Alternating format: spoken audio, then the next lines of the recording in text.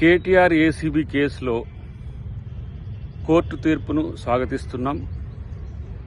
అవినీతి జరిగిన దగ్గర అసలు విచారణే వద్దని చెప్పి కేటీఆర్ కోర్టుకు పోవడం అనేది అప్రజాస్వామికమని కోర్టు చెప్పడం దీనికి ఒక ఉదాహరణ. అన్నిటికంటే ముఖ్యంగా ఏంటంటే, దొంగతనం చేసిన తర్వాత ఆ దొంగతనాన్ని దొంగతనం కాదు అని నిరూపించడానికి శతవిధాల ప్రయత్నం చేస్తున్న పరిస్థితి మనం గమనిస్తున్నాం.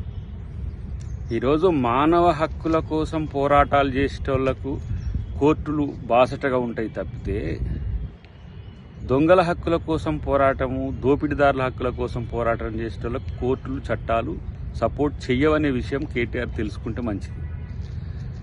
ఇదేదో ఆ అవినీతి చేయకంటే ముందు, ఆ అక్రమం చేయకంటే ముందు ఉండాల్సిందనేది నా వ్యక్తిగత అభిప్రాయం, పార్టీ అభిప్రాయం కూడా.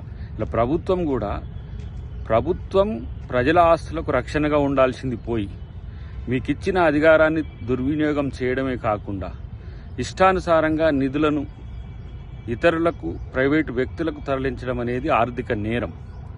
అది ప్రజాప్రతినిధిగా ఉన్నప్పుడు ఇంత సోయిని మర్చిపోయి కేటీఆర్ చేసిన ప్రయత్నానికి ఈరోజు ప్రభుత్వం చర్యలు తీసుకోవడానికి వచ్చింది. దానికి కోర్టుల మద్దతు ఉండడం అనేది కూడా ఇది స్వాగతించాల్సిన అంశం.